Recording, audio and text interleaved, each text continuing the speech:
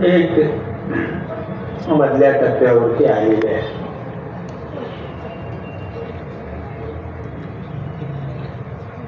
आणि आज हे विजय चौकामध्ये होणाऱ्या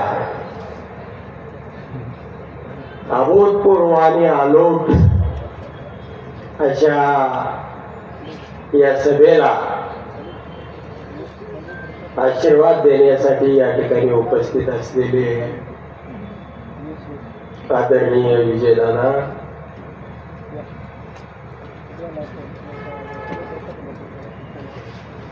माननीय बाळदादा, खास आम्हाला मार्गदर्शन करण्यासाठी प्रदेशाचे आमचे नेते महमूद शेख साहेब, या माढा मतदारसंघाचे खासदार माननीय दरीशील भैया, माननीय मदन दादा, जिल्हाध्यक्षासह सर्वच मंचावरील मान्यवर आणि नगराध्यक्ष पदाच्या उमेदवारी आडगळीताई आणि तुम्ही सगळे अकलूजचे 72 मतदार मोठ्या संख्येने जमलेल्या माझ्या मायमाऊली तरुण मित्रांना, पत्रकार बंधूंनो,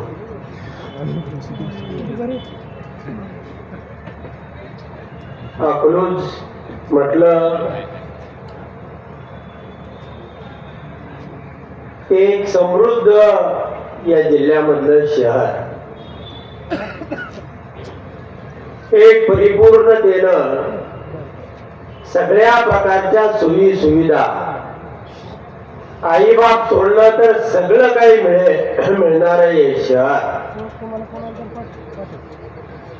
ते तयार कसं झालं? सुरुवातीच्या काळात 6,000 लोकसंख्या असणार हे शहर 60,000 लोकसंख्येवरती कसं गेलं? साकार महर्षी शंकररावजी मोहिते पाटील यांनी आपलं योगदान, आपला जीव या शहराच्या प्रगतीसाठी ओढून टाकला. कुणीतरी जिजावं लागतं, कुणाला तरी देशी असावे लागते, कुणाच्या तरी आतड्याला पीळ पडावा लागतो, कुणाच्या तरी अंतःकरणामधून ते यावं लागतं. सर्वसामान्य माणसाला दिशा देणं, त्याच्या अडचणीमध्ये उभा राहणं, त्याला सोबत हाताला धरून पुढे नेणं,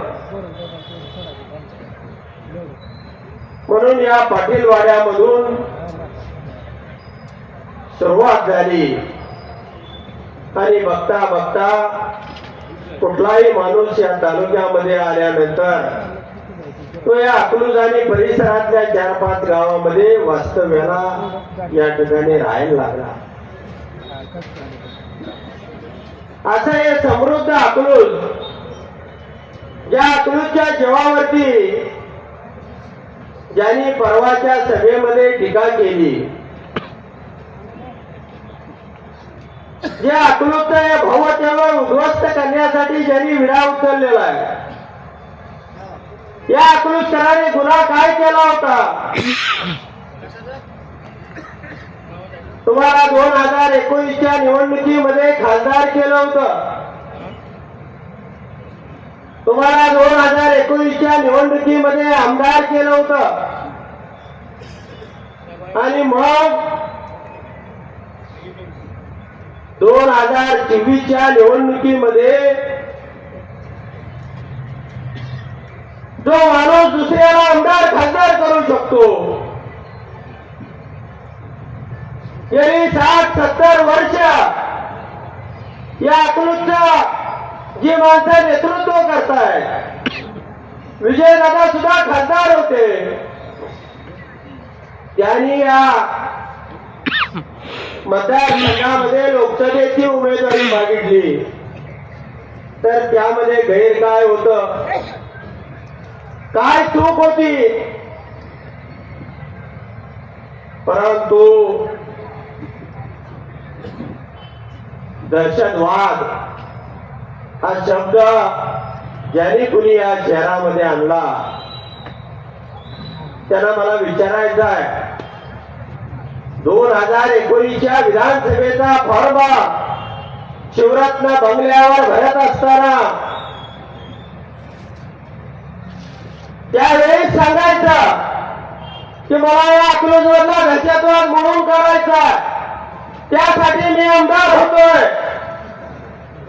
सांगायला पाहिजे होतं का नव्हतं? ज्या वेळेला तू आमदार झाला त्याच वेळेला सांगायला पाहिजे होतं. पण ज्या वेळेला यांच्या हातात, मग त्यावेळी आपण म्हटलं असता हा गब्बर शेर आहे, हा बहादर आहे.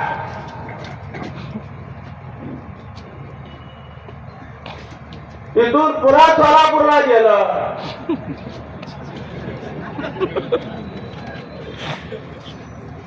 तिथेही तीच अवस्था झाली आणि पुन्हा इथं आलं आणि इथं मात्र त्यांनी मशीन लावली. मी काल दिवसभर सकाळी 10 वाजल्यापासून संध्याकाळी 6 वाजेपर्यंत ती मशीन उलटी पालती करून बघितलेली आहे. त्यांचा सगळा खेळ त्या मशीनवर होता. आता आपल्याला बघायचं आहे की तुम्हाला 48% मतं या शहरामध्ये पडतायत का? मित्रांनो, हे शहर एका दिवसामध्ये उभा राहिलेलं नाही. त्याला प्रेम लावलेला आहे, त्याला वाढवलेला आहे, त्याच्यासाठी इथला माणूस झिजलेला आहे. शहर वाढत असल्यानंतर गुंडगिरी फोफावते. पुणे असेल, मुंबई असेल, माग आपण दाऊदचा काळ बघितला असेल, पुण्यामधल्या गँगच्या टोळ्या बघितल्या असतील. एखादं समृद्ध शहर झालं की त्या ठिकाणी टोळ्या फोफावतात. त्याच पद्धतीनं याही शहरामध्ये काही गोष्टी झाल्यानंतर त्यामध्ये दरेशील भैयानी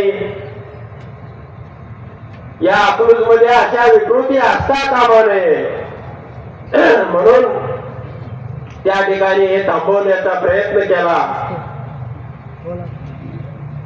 या शहराला गालबोट लागता कामा नये, त्याचा विकास झाला पाहिजे म्हणून मोठं आंदोलन करून याचं नगरपालिकेमध्ये रूपांतर केलं.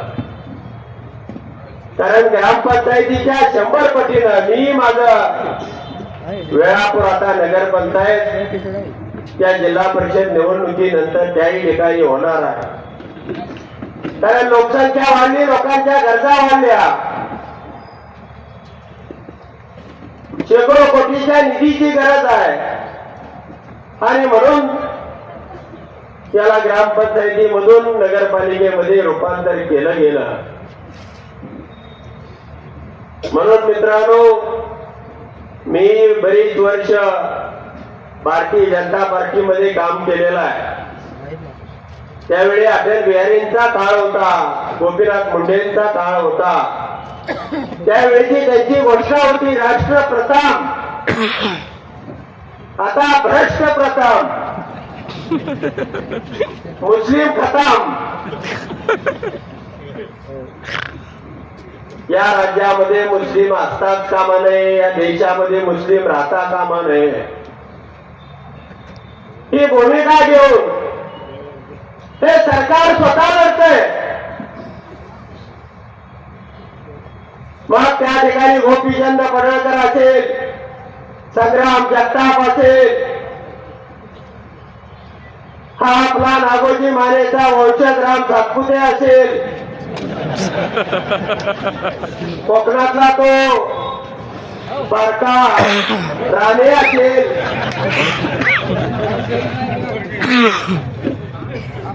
ही सगळी मंडळी सापाची पिल्ली का वाढवत आहे? हे भाजपचं अधिकृत धोरण आहे का? आणि नसेल कर्मचाऱ्याला जेलमध्ये का बंदिस्त केलं जात नाही? पक्षामधून का काढून टाकलं जात नाही? त्यांच्यावर कारवाई का केली जात नाही? मग पक्षाने हेही सांगितलं पाहिजे या महाराष्ट्राला की आमच्या भारतीय जनता पार्टीचं नव्हे,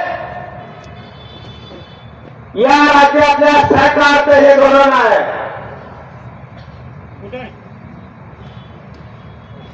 कशाचा अनुवाद आहे?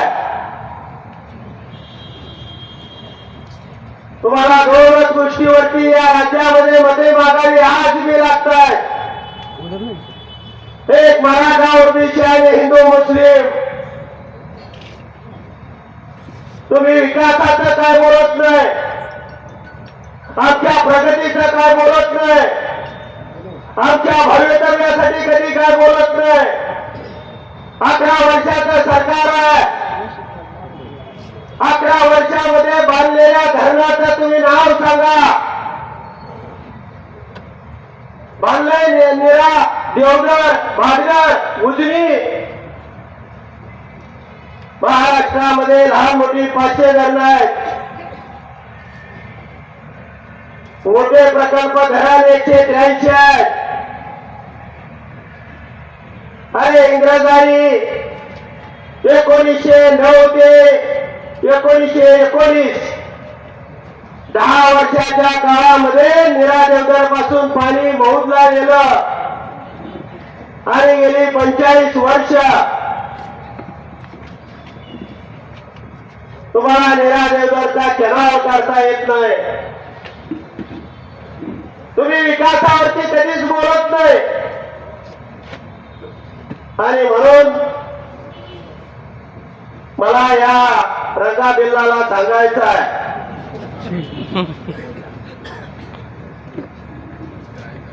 तुम्ही आमच्या या भानगडीमध्ये पडू नका. जर या क्रूजमध्ये दहशतवाद होता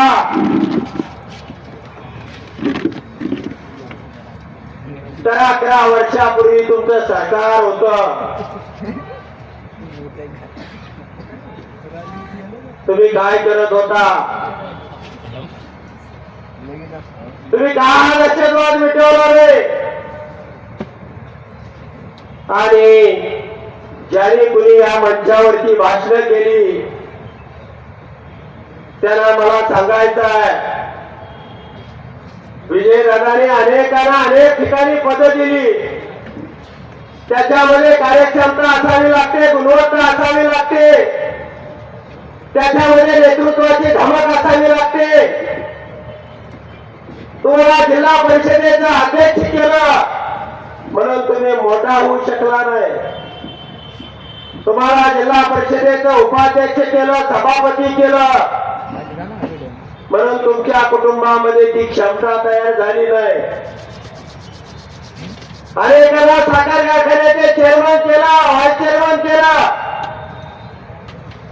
नातेपुते असेल, वेळापूर असेल, बाजीवाडी असेल, सगळ्यांना तुम्हाला पदं दिली. परंतु तुमच्यामध्ये ती तळमळ, ती धमाक ही दिसली नाही. म्हणून ते भंगारचे डबे ते बरेच दिवस घरात पडलेले होते. ते डबडी वाचतच नव्हती. मालकालाच बाहेर यायची वेळ आली, इतकं घरामध्ये भंगारचं सामान झालं. मालकाला अंगणात झोपायची वेळ आली. आणि खरं सांगतो मी बाळदादांचा आभार मानतो. हे सगळं भंगार एकदा घरातनं बाहेर काढून टाकलं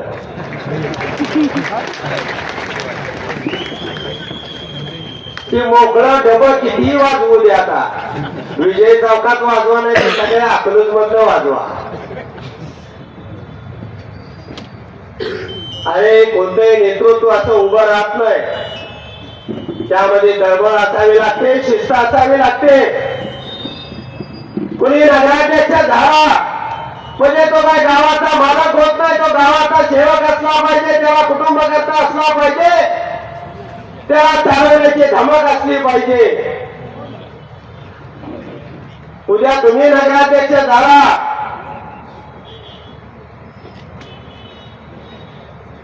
काय होणार आहे शहराचं? कोण मालक आहे? हा दतारा रामा. आमच्या गावात एक रामा होता, त्याला दतारा रामा म्हणायचं. कुणाचंही भांडण लागलं त्याचा काही संबंध नसला तरी ते आपलंच भांडण आहे म्हणून मध्ये शिरायचं.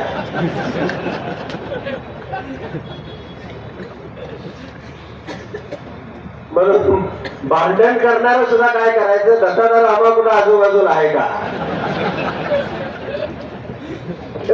आपण भांडू. त्याच्यात ते लगेच शिरून म्हणायचं तुझंच चुकतंय, तुझं अमुक झालं.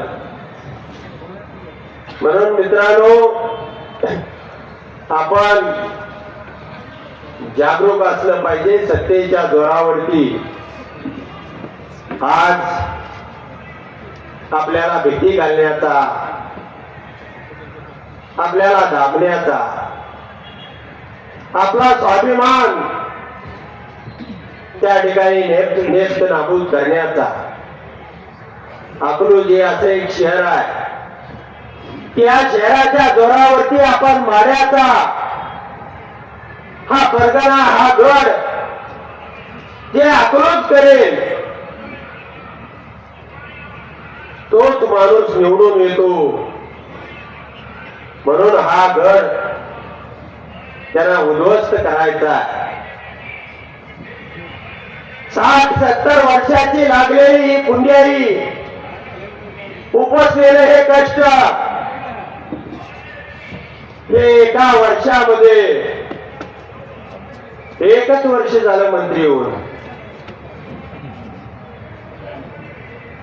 तर यांचा नंगा नाच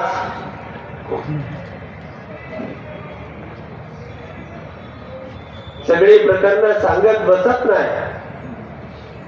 पण जयकुमार गोरे असेल, रणजितसिंह नाईक निंबाळकर असेल, त्यांच्या दहशतवादामुळं त्या डॉक्टर संपदा मुंडेंनी जीव दिला. मित्रांनो, हा जीव वाया जाणार नाही.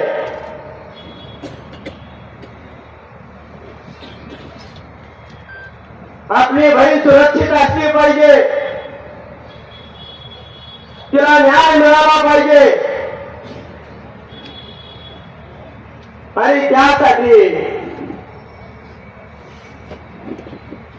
आपल्याला आपण कोणाच्या बाजूचे आहोत हे आपल्याला दाखवून द्यावं लागणार आहे. निवडणूक ही फार महत्वाची आहे. आपल्यामध्ये मी पाठीमागेही सांगितलं होतं, सध्याच्या काळामध्ये शिस्त लावण्यासाठी कुणाला 2 शब्द जादाचे बोलावे लागले असतील. तुम्हाला न्याय देत असताना एखाद्यावरती खरोखरचा अन्याय बी झाला असेल, कधी काळी तुमच्या वाट्याला लाभाचं एखादं पद कमी जास्तही आला असेल, कधी आपल्याकडे लक्षही गेलं नसेल, कधी आपल्याला त्या ठिकाणी महत्वही मिळालं नसेल, या निवडणुकीमध्ये एखाद्याला उमेदवारी मिळाली नसेल. म्हणून मित्रांनो, आपल्या मनामधल्या या सगळ्या या गेल्या 40-50 वर्षामधल्या चढ उताराच्या अनेक काळामध्ये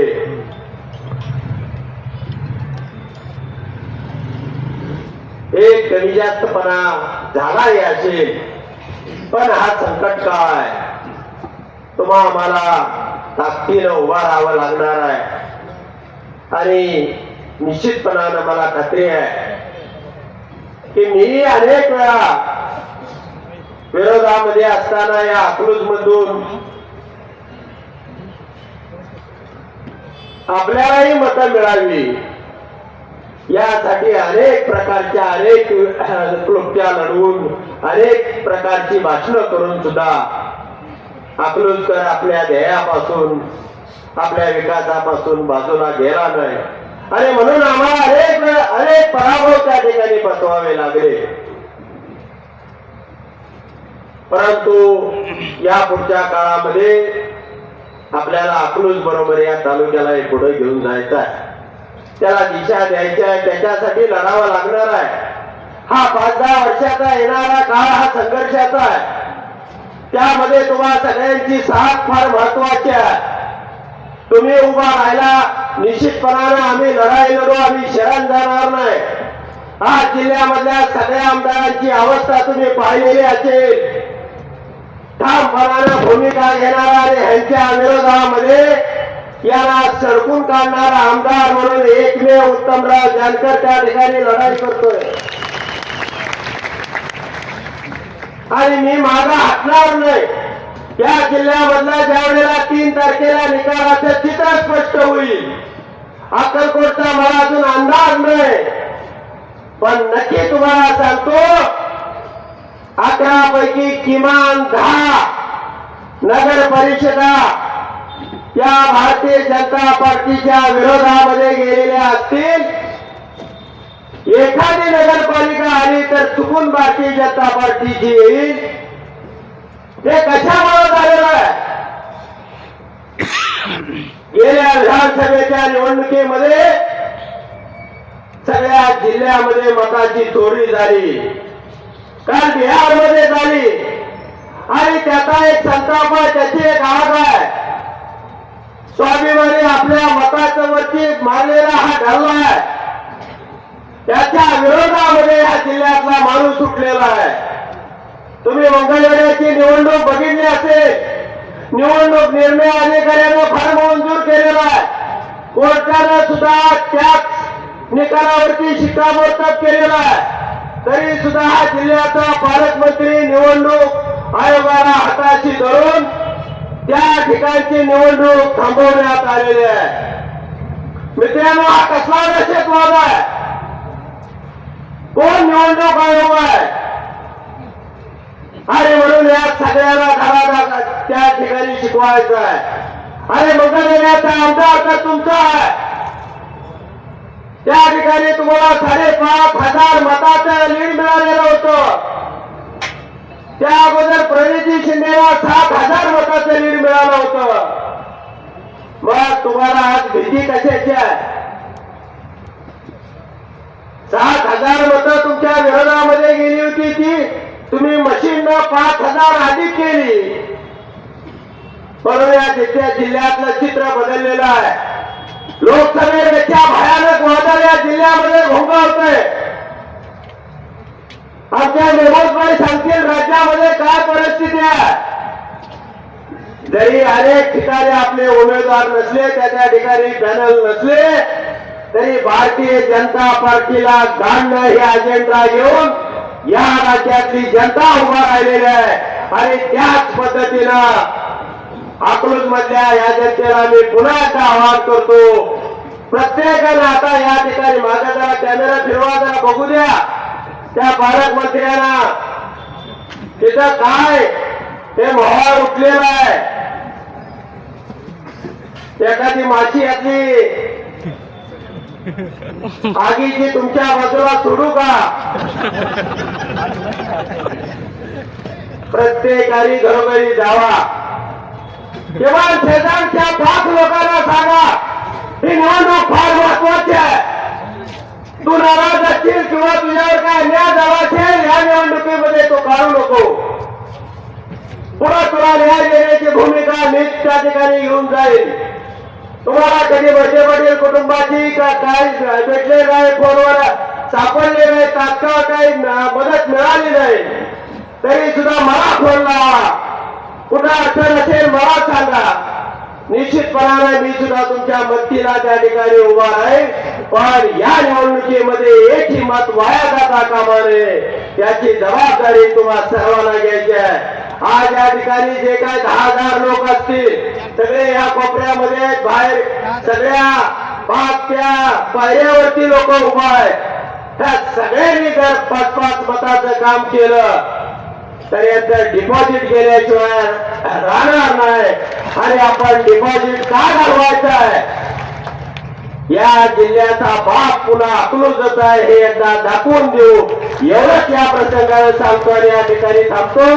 धन्यवाद. धन्यवाद.